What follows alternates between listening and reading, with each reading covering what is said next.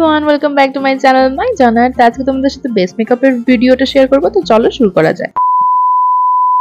এই makeup লুকটার eye makeup টিউটোরিয়ালটা আমি এর আগে পোস্ট করেছিলাম, এই ভিডিওটার আগে, আর এত ভালো রেসপন্স পেয়েছি আমি খুব খুশি হয়ে গেছি। কারণ আমার বড় ভিডিওতে ফার্স্ট এতটা ভিউ গেছে আর সবাই খুব পছন্দ করেছে, অনেকে কমেন্ট করেছে। প্লিজ তোমরা কমেন্ট করে জানাবে যে কিরকম টাইপের ভিডিও দেখতে চাও, তাহলে আমি সেরকম ভিডিও বানাবো তোমাদের জন্য।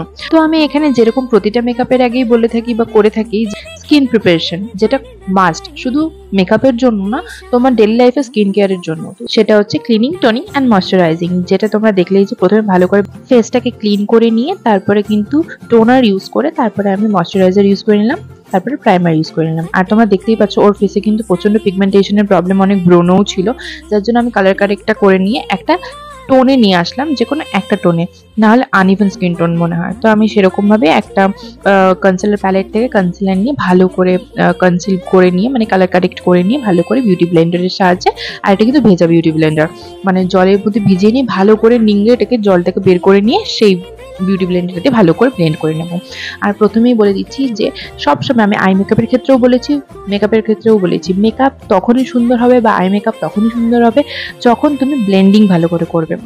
তাই ভালো করে ব্লেন্ডিং করে নিয়ে কোথাও যাতে কোনো রকম প্যাচেস না থাকে সেটাকে মাথায় রেখে ভালো করে ব্লেন্ডিং করে নিয়ে আমি এবার ফাউন্ডেশনে গেলাম।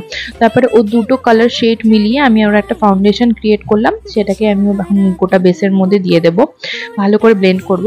আমি সবসময় প্রতিটা ভিডিওতেই বলি, যখন বেস মেকআপ করি প্রথমে লাগে যে খুব সাদা হয়ে যায় মেকআপটা। যারা মেকআপ আর্টিস্ট আছে বা যারা মেকআপ সম্পর্কে জানে তারা এটা জানে যে প্রথমে বেসটা প্রচন্ড সাদা মনে হবে, কিন্তু যখন কন্ট্রোল করা হয়, ফেসে যখন শেপ দেওয়া হয়, তারপরে যখন অক্সিডাইজ হয়, স্কিনের সাথে যখন ব্লেন্ড হয়ে যায় ভালো করে কনসিলার ফাউন্ডেশন, তখন কিন্তু তার নিজের মানে নিজস্ব যে কালারটা সেটা কিন্তু হয়ে যায়, যেটা তোমরা এখনো বুঝতে পারবে।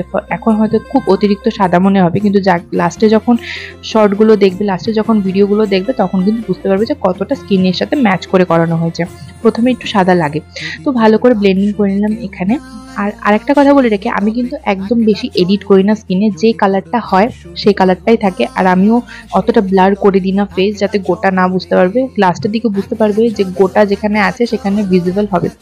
তারপর আমি এখানে একটা লুজ পাউডার দিয়ে ভালো করে ফেসটাকে সেট করি, তারপর একটা পাউডারের ফ্লাফি ব্রাশ দিয়ে ভালো করে ফেসটাকে পলিশ করে নিচ্ছি, স্কিনের মধ্যে যাতে একটা ইভেন ব্যাপার আসে। আর একটা কথা বলে রেখি, যার মুখে গোটা আছে বা যার মুখে পিম্পলের প্রবলেম আছে, তারা যদি ভেবে থাকে যে মেকআপ দিয়ে সেটাকে ঢেকে ফেলবে, সেটা কিন্তু কোনো সময় সম্ভব না। এটা একদম আমি ইউনিভার্সাল ট্রুথের কথা বলছি, কোনোভাবেই সম্ভব না। যে তুমি যতই মেকআপ করো না কেন, তোমার যেখানে যেটা আছে সেটা তোমার কাছ থেকে দেখলে সেটা ভিজিবল হবেই। তো সেখানে আমি মনে করি সেটাকে হাইড না করে যে জিনিসটা ন্যাচারাল, মানে পিম্পল বা কিছু, সেটাকে ন্যাচারালি রেখে দেওয়াই মনে হয় বেটার।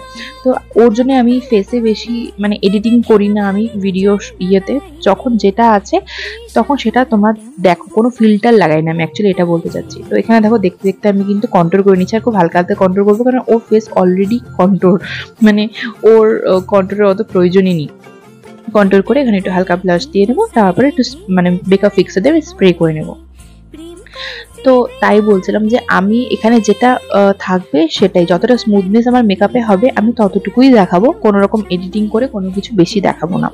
কারণ এই অনেকে স্মুথনেস করে, অনেকে মানে আরো অনেক কিছুই হয়তো করা যায়, সেগুলো করে মানে কাস্টমার বা ক্লায়েন্ট বা ভিউয়ার্সদের মানে এক্সপেকটেশন বাড়িয়ে দেয় যে হয়তো মেকআপ করলে হয়তো এতটাই স্মুথনেস হয়, কিন্তু অরিজিনাল এটা হয় না। আমার অ্যাকচুয়ালি এটাই তোমাদেরকে বলার ছিল।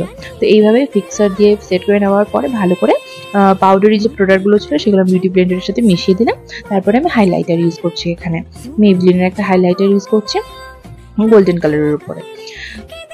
তো এখানে দেখো দেখতে কিন্তু খুব একটা ভালো লাগছে না, কারণ মেকআপে না প্রতিটা জিনিসেরই প্রচন্ড পরিমাণে গুরুত্ব। মানে এখানে যখন কিছু একটা ফাঁকা লাগছে, মানে লিপস্টিক পরাইনি, যখন লিপস্টিক পরাবো তখনই ফেস চেঞ্জ হয়ে যাবে, আবার ভালো লাগছে না কারণ আই মেকআপটা এখনো সম্পূর্ণ কমপ্লিট হয়নি। তো কিছু না কিছু, প্রত্যেকটারই কিছু না কিছু নিজস্ব মানে গুরুত্ব আছে, যেগুলো সবগুলো এক জায়গায় হলে তারপর ভালো লাগবে। তারপরে ভালো করে ফেসটাকে হাইলাইট করার জন্য আমি চোখের নিচে কম্প্যাক্ট দিয়ে ভালো করে সেট করে নিচ্ছি। আর আই মেকআপের ভিডিও কিন্তু অলরেডি দেওয়া আছে, যেটা খুব ভালোবাসা পেয়েছে, আমার খুব ভালো লেগেছে। সবাই কমেন্ট করে জানিয়েছো। প্লিজ এই মেকআপের ভিডিওটাও কেমন লাগলো প্লিজ কমেন্টে জানাবে। যদি কোনো প্রোডাক্ট রিলেটেড কোনো কথা হয়ে থাকে সেটাও আমাকে জানাবে। যদি ভালো লাগে লাইক করে দেবে, কমেন্ট করে দেবে, অ্যান্ড শেয়ার তো অবভিয়াসলি করবে, ঠিক আগের ভিডিওটার মতনই। আর যদি ভিডিওতে বা মেকআপে কোনো রকম ভুল ত্রুটি হয়ে থাকে প্লিজ কমেন্ট করে জানাবে, আমি নেক্সট ভিডিওতে আরও সেটাকে পারফেক্ট করার চেষ্টা করবো। তো চলো ফাইনাল লুকটা দেখে নাও কেমন লাগছে। किसके तो पंख लेके उड़ा चला जाए रे, जहाँ नहीं जाना था ये वही चला हाय रे। उम्र का ये ताना बाना समझ न पाए रे, जुबान पे